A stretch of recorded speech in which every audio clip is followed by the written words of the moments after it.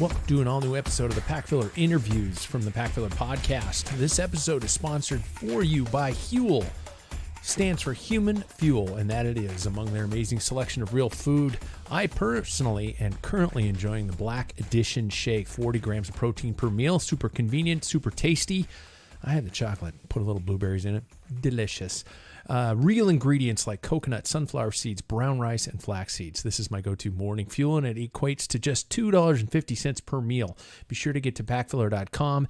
Use the link today and not only support the show, but grab a great tasting, affordable meals. Trust me, huel.com/packfiller.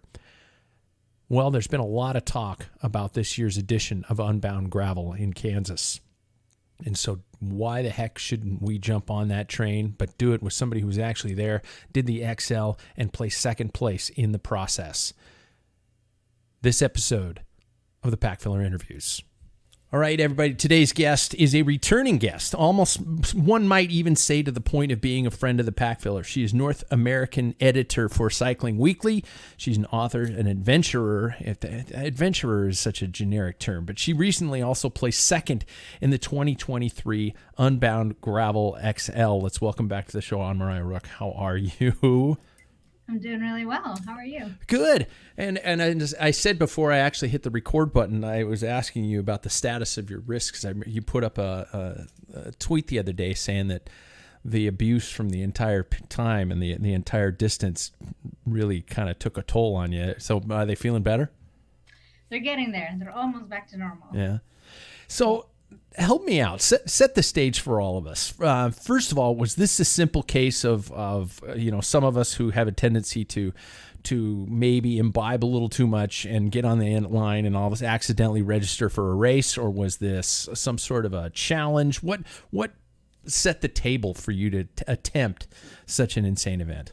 Well, I attended Unbound last year, as a reporter, and I figured that while I was doing, the pre-race interviews and whatnot, I could sneak in the 100-miler in between doing my work. So I would go to the start line, interview the 200 racers, go ride 100 miles, and then do the post-race interviews with the 200 racers because they came in after. Yeah. And I was like, that's good fun, whatever else. But the 200-mile event didn't really hold any intrigue for me. I've done Seattle to Portland. I've done it, in a single day. I know the distance. 200 miles is not new.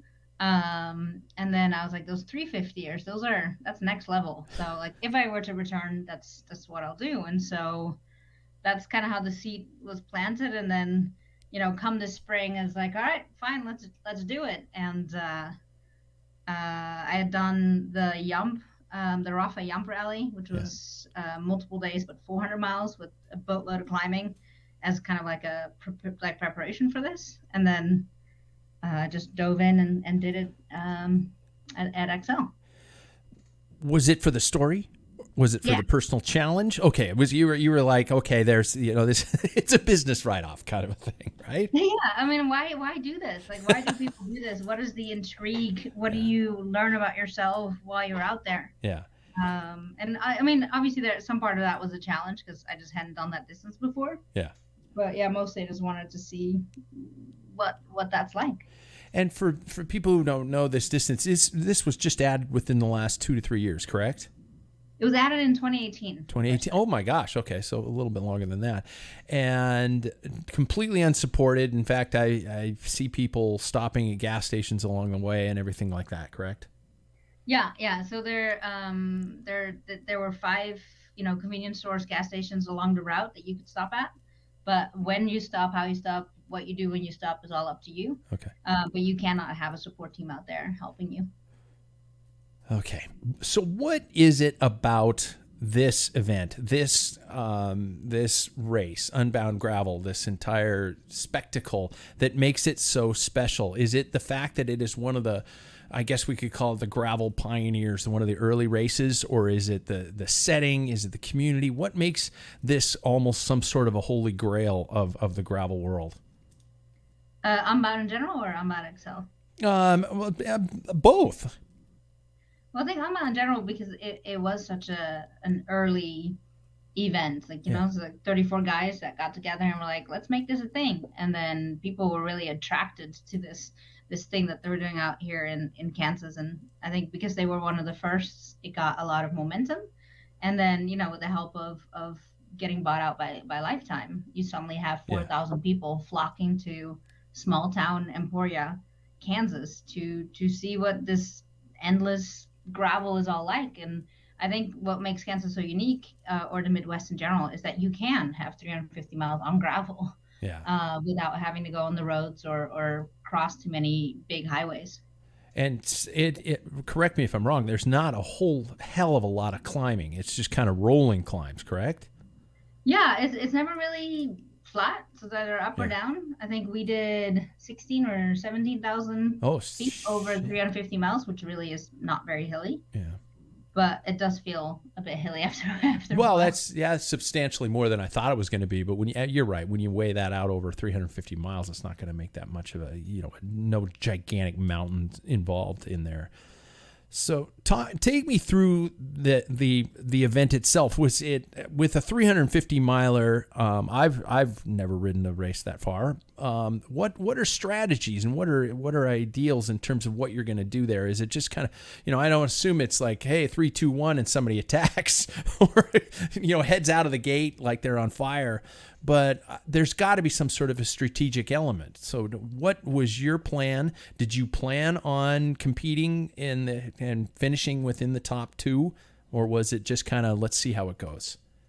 Oh yeah, I did not plan on racing it at all. Like my longest ride in preparation for this was 147 miles. So there was a big question mark as to what was going to happen after 150 miles. Like, what's my body going to do? I don't know. Yeah. But what caught me out by surprise was that it was a big field and there were some notable names, like the Jack Thompson, the ultra cyclist, Ted King, some strong returners from previous years. And the first hour was a legit bike race. Like, I've done Really? a lot of racing over 10 years, and this was among one of the faster starts I've done. And I think at one point I audibly was like, "You guys, aren't we doing this for 350 miles? Like, can we chill a little? No, okay." Like, it was pretty fast. I think my heart rate was sitting at 182 for the first 45 Oh minutes. my So God. Oh it my was, God. yeah, I burned a lot of matches, and then I was like, you know what? I'm just gonna sit up and chill. And a lot of people had similar experiences where they were kind of caught off guard by how fast it was. But I think that was a strategy because it was a relatively big field, and that people wanted to just whittle it down early on and get as many miles in before nighttime and also before the mud, Yeah. which really just absolutely destroyed the field. It became a race of attrition the moment we hit the mud. Between mile 100 and mile 130, it just became a walking race. Oh shit. You were walking for hours on end, and that's where most, like Ted King, Jack Thompson, all of them were just they quit because it was too, or they had mechanicals, or it became too much. And it wasn't the kind of mud that we have here in the Pacific Northwest where it's wet mud. It was more like concrete, so it clogged up your drivetrain almost immediately. And so you were pushing, you couldn't even roll your bike. You were just like dragging it with you for Oh miles on God. end. And so after that, no matter what kind of race strategy you had, it was just completely blown up. It all depended on how patient you were, how much you're willing to walk, and how your gear fared, I guess. So the 200 milers hit it within the first 10, 15 miles, correct? And Yeah, they hit it on mile like 10 or 11, yeah. and it was only like 3 or 4 miles. Oh, We okay. unfortunately hit it at mile 100, and it was on and off for 30 miles. Oh, Jesus. Okay. So what kept you going? How did you beat the demons away that were other people were having, no offense, but rational thought processes and just going, screw this, I'm going to go home. You kept going. Was it the pressure of the story? Was it the drive for competition? Was it just, I don't have anybody to come pick me up? I did have someone to pick me up because that's required. Lifetime, they're smart people. Yeah. They realize that that's a necessary tool they must have. But no, I think, yeah, part of it was the story. But I also knew that regardless of what happened, there was going to be a story, good or bad. So that didn't really matter. But also just because I'm stubborn as fuck and I just wanted to get it done. Okay. Now, so 30 plus, how far again? Sorry, were you stuck walking? So that off and on for 30 miles between Okay. mile 100 and 130. Holy shit. And that's And when it's dark, you're yeah. in the dark, you're just clearing out your bikes as best as you can. Like I had a paint stick and that broke in three because it was just too heavy. And like no, you didn't have any gears. I was using my bike as an adult sized balance bike most of the time. Like it was pretty comical, really. Talk to me about one of the things you include in your article was talking, at least one of the articles was talking about the damage it inflicted upon bikes. And when we talk about the sport and traveling this far distance and how cycling is already such an incredibly expensive sport, you incurred quite a bit of damage. I did. So, I mean, my drivetrain, didn't really work, and my derailleur cage got super bent, derailleur hanger got bent. My bottom bracket is pretty toast. Just about any bearing really just got rusted. But I think the most significant damage was the seat stays of my carbon frame got damaged to the point that they are now in the carbon repair shop getting fixed. I think the analysis showed there was only 1.1 mil left, Oh my which God. is a lot of carbon. It just got rubbed away by, wherever the mud clogged onto the tire. And mind you, I have significant clearance on that bike, and it Yeah. just wasn't enough. How about mentally and physically, yourself? Any long term damage? Any even temporary damage that this type of an event did to you? I think mentally, it's the fact that I'm considering doing something like this again. You are. Like I You didn't learn are. my lesson. Yeah, I mean, it's kind of like what else is there? I could have sworn when I first saw the first reactions after the race that you posted online, where some of them were like, "No, I'm good. I don't have to do this anymore." But usually that fades away pretty quickly. Yeah, I have the memory of a goldfish when it comes to suffering. It's just like, oh, yeah, let's try that again. And then physically, I mean, my lady bits got pretty damaged. It's a long time in a wet saddle. Oh God. Same thing with my feet. I got blisters, like, quarter-sized blisters on my palms, some bruising.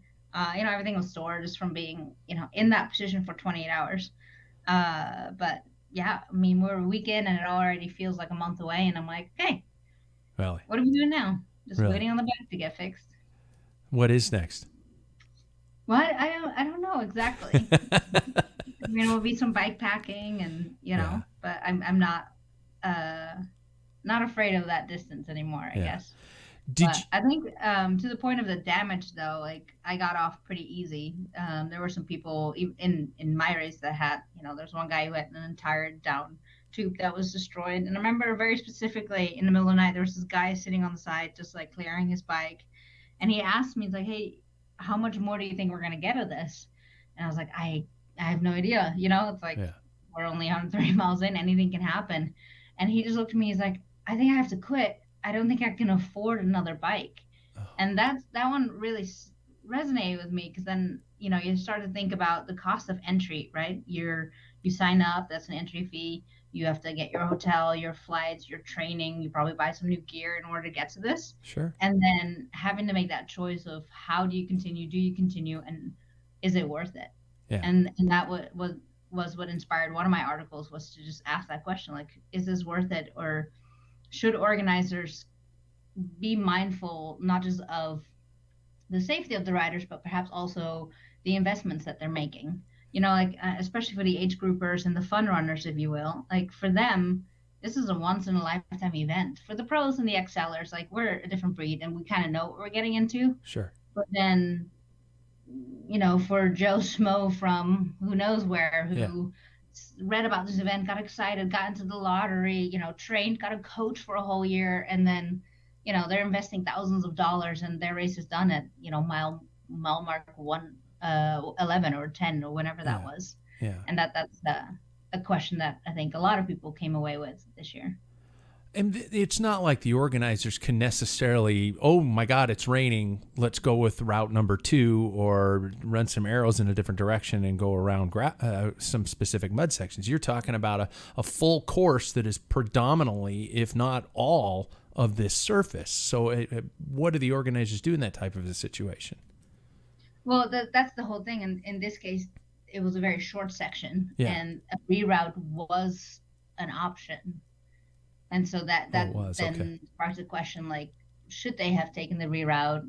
Should have been an option for, the non-elite categories. Like, I know the 50 milers had no mud at all, and they fared perfectly fine. And yeah, it's just a question that has come up. Is this part of gravel? What is reasonable? What isn't? And I think that's the big dialogue that's happening at the moment. And where do you see it going? Do you think this is something that they're going to start adding into some of these things last minutes?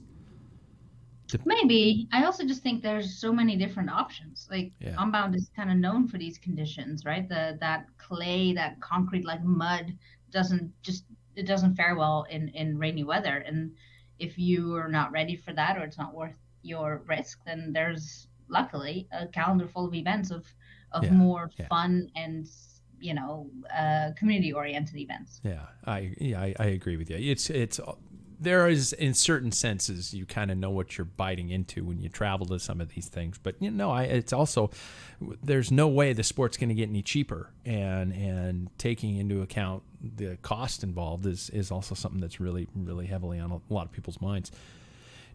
Did you know how you were sitting overall in terms of the race at any particular point, and was this a surprising result for you? No, so like I said, I wasn't planning on racing, but when I saw the third place woman came by me and someone pointed out, I was like, oh, she's sitting in third place, and she she did not stop at the refueling option, so she blew through it. That was a strategic choice on her end. And so I wrapped up my stuff and I was like, well, let's go get her. Once a racer, always a racer. It kind of like was like, well, it's dangling right there. Let's see if I can get podium. So then I caught her, and then I caught the second place at the time, second place rider who was last year's winner, Cynthia Fraser.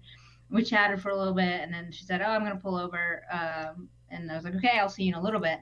And so at that point, I knew I was sitting in second. I knew that KP, who ended up winning, was too far ahead of me to catch her, but I just knew that if I just continued, I would probably get second, and that was pretty cool.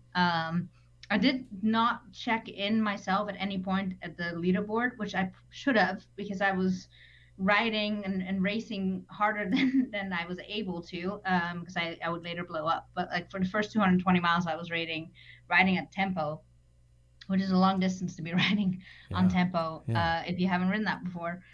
Only to find out later when I finished. So when I finished, I thought I had actually lost my position because I had a rough final third of the race, until someone let me know that I was still in second and that the third place finisher was like an hour or two behind me. Wow. So I should have just looked and be like, oh, it's safe. You can just chill. Yeah.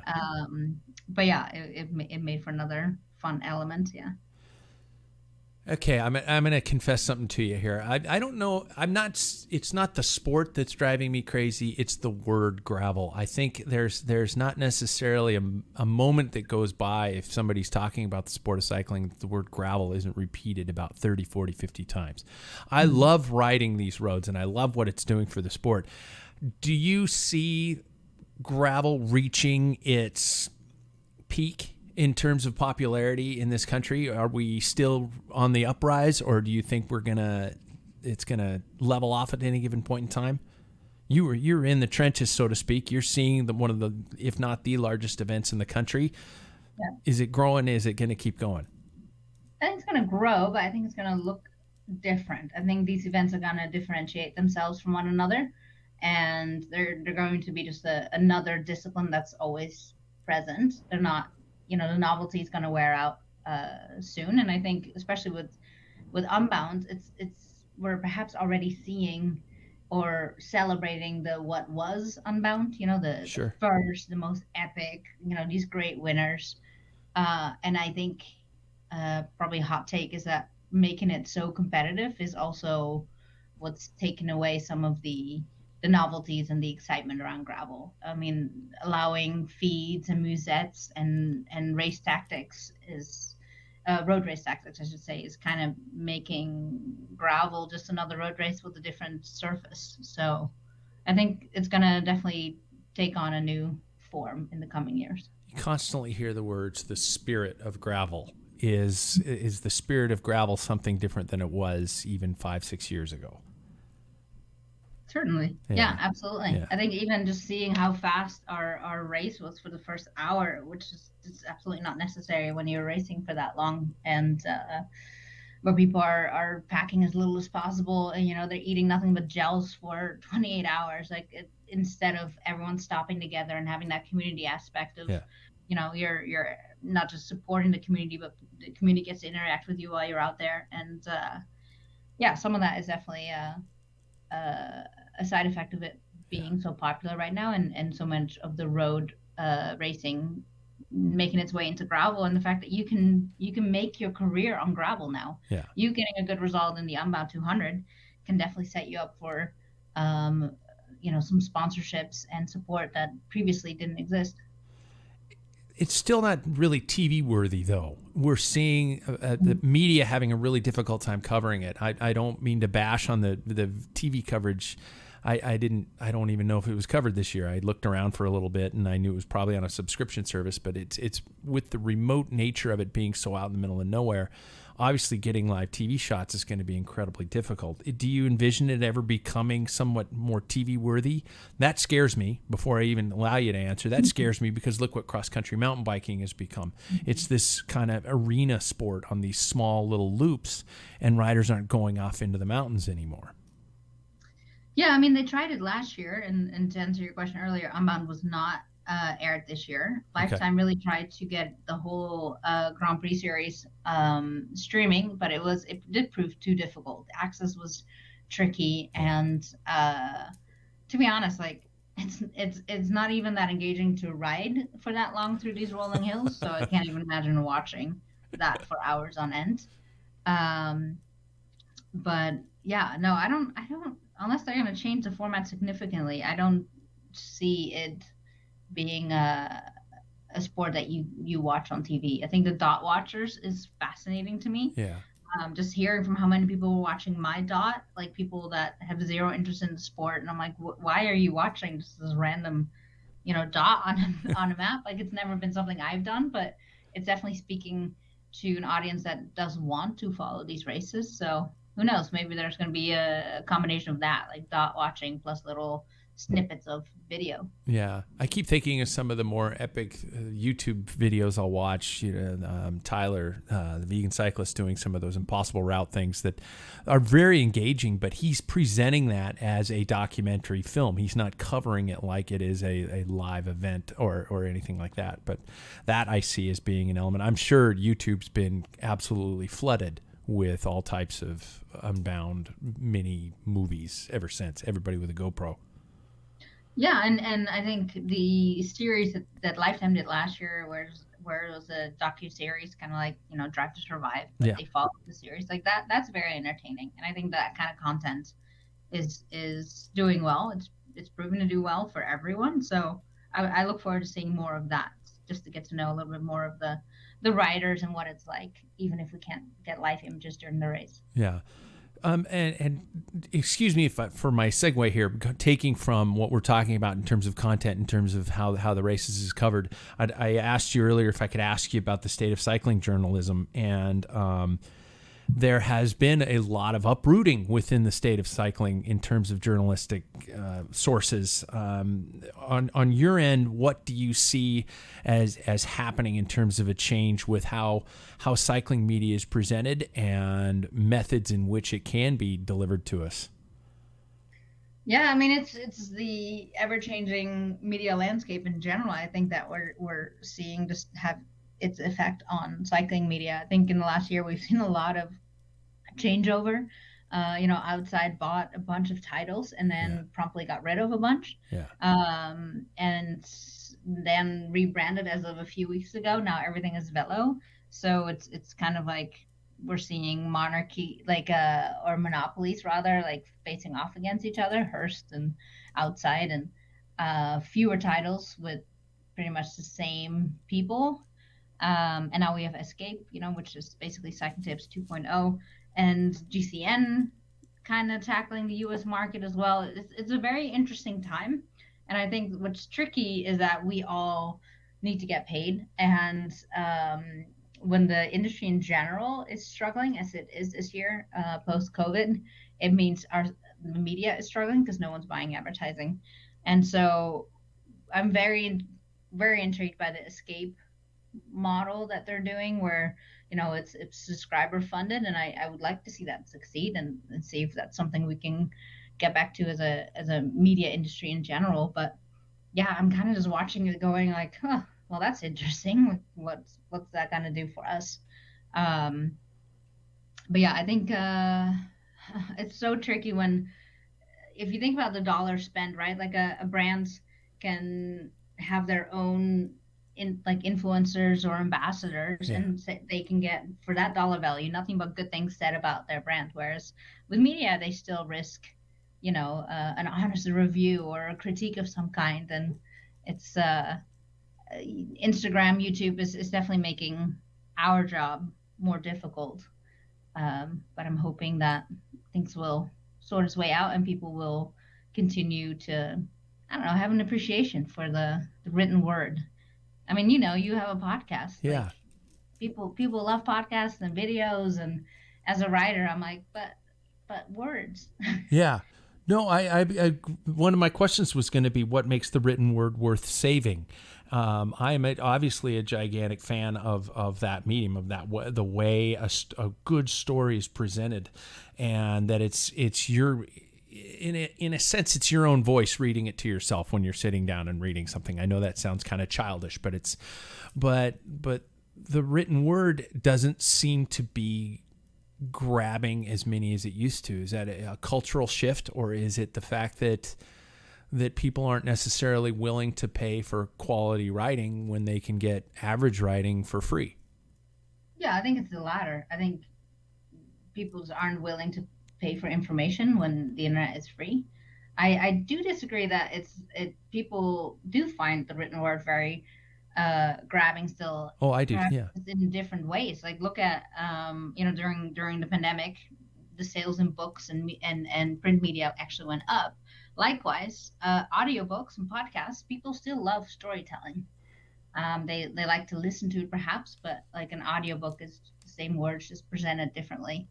And I don't know. I'd like to think that it's not not a dying Yeah. medium, but I hope I wasn't misinterpreted when I said that. Yeah, because I'm very much a fan, obviously myself, but independent journalism is also something that we're losing hold of. It's all falling under these large corporate umbrellas who can present a message in a very specific way, and that scares me also when somebody has a different take on something. Or, as you said earlier, I can have my ambassadors go out there and ride my bikes, and everybody says wonderful things, but heaven forbid I get an independent journalist who says, actually, it's kind of a shit bike or something, but in a much more respectable way. Independent journalism is what's scaring me, because those are the voices that we need, not just everybody following the corporate path. absolutely. And that is universal. I mean, look where you're getting your news. You already Yeah. sign up for a certain political leaning just by tuning in to one channel over the other, and it's rather scary. Yeah. What do you think? What are your thoughts about, and I'm sure you've already had this discussion with other people about AI taking away some elements of it also. Yeah, I was gonna say that's the scariest thing of all. A friend Yeah. of mine who's also a journalist recently showed me a very scary thing where they asked AI, like, "Hey, please write an article about, I forget what the topic was, in the tone and voice of Marije Rook," which is me, Yeah. because I've been a journalist for 18 years at this point, and there's a lot of information of me or written pieces by me on the internet, and so it was able to reproduce an article in my tone of voice, and that was Oh shit. entirely hit too close to home. I mean, for one, I realized I use certain sentence structures way too often. Also, like, wow, that I would write it that way, or like that does sound like me, and that was very eye-opening and scary.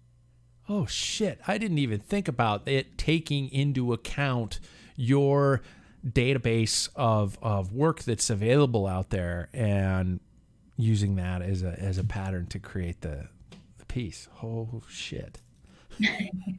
Yeah, I mean, it can't, like, there's no fact, it can't fact check itself, and it can't emote the way humans can. Yeah. But yeah, that was that was an eye-opening moment for me. And for me, as someone who also hires freelancers and writers and interns, I actually have to make it clear, like, please do your own work. Please don't use AI. Because I know, at least from all my teacher friends, like this is something they constantly have to check now. Yeah. Like you turn in an essay, they have to put it through like an AI checker, and that's Yeah. just kind of a wild world that we live in. Yeah. I always make my students include something personal or a very specific formatting request or something like that. And they go through it through that way. But no, I've done the same thing. I've had in some of my classes, I've had students, okay, for the sake of this, we're going to generate a script in AI, and I want you guys to see if that script is performable or something along those lines. And some of them aren't bad. Some of them are absolute garbage.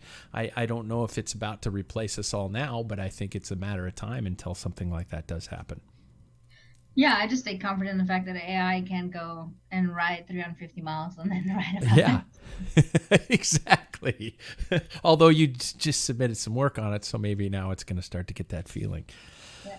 Talk to me about what is happening through Cycling Weekly and what you guys are doing in terms of staying ahead of the game and beating out these large conglomerates.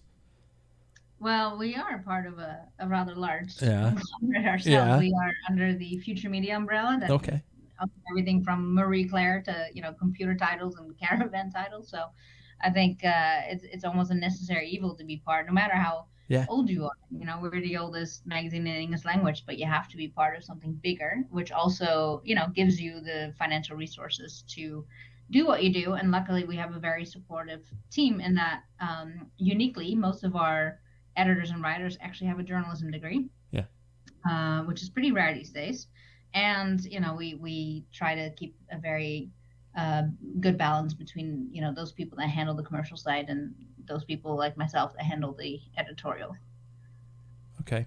I'll confess to you, and this is to the listeners, I'm an actual subscriber of the hard copy of the magazine. I will admit that its timeliness is a little off just because it's being sent from a very long ways away. I think I just got my Giro preview, but the cool thing about it is there's a lot of stuff in there that, as you said, that is written by good people, and it's informative stuff. It's something I miss. I miss a hard copy of the magazine. I know that makes me an old man, but I miss holding something in my hand, especially when it's written well. So what's Yeah. I mean, we're like I said, a weekly, so Yeah. we produce one of these once a week. I only mostly touch the digital world, but there's people out there that literally have every single copy that's ever come out, which is pretty impressive. Yeah, they're called hoarders, right? So you teased about it earlier. What's next on the calendar for you? I saw that you attempted a bikepacking trip, correct? That was earlier in the spring. Yeah, I did the rough Jump Rally. Yeah. Which was super cool. It was a 400-mile endeavor with 42,000 feet of climbing. So anything I do in that comparison will be much smaller. But no, I'm going to go on a bikepacking trip with Fjallraven in Colorado. I'm going with Ted King and Jan Heine from Renee Hurst here in my neck of the woods. I'll go to the World Championships in Scotland. So yeah, I'll be doing plenty of traveling this summer.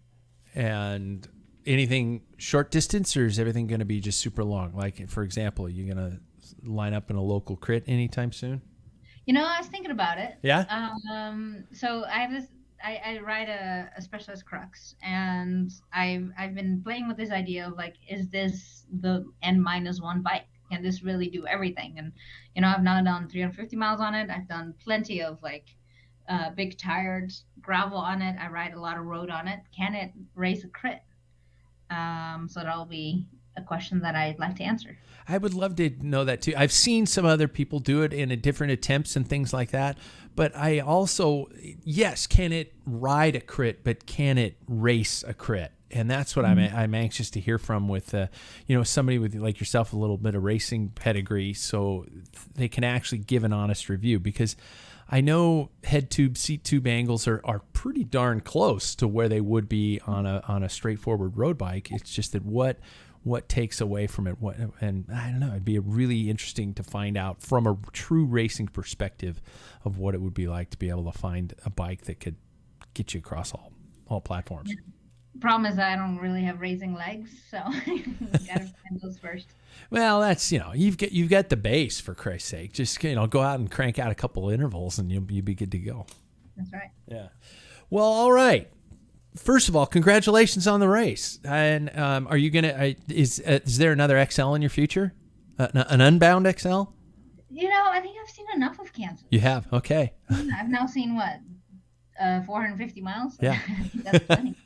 I haven't done it yet. I still, one of these days it's on my list. I'm more of maybe the 200 kind of a guy, but I don't know. I haven't done a 200 miler. I've done a 140, but that's about it. So it'd be fun. I mean, it's just the things everyone's like, oh my God, how hard was it? What do you go through? And ultimately, you just want to get it over with, and you just pedal. Yeah. Yeah, you just kind of go into that, like almost like that trance like state where you're just in a zone and your body gets used to riding that specific tempo, and you either keep going or you fall off and die.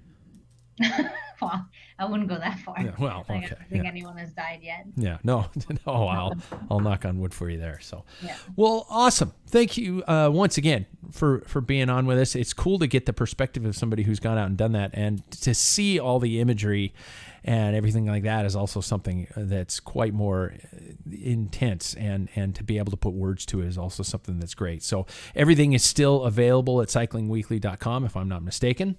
Yep, it is. Awesome. And so people can follow along with that. Thank you so much. Thank you. All right, I'm clear.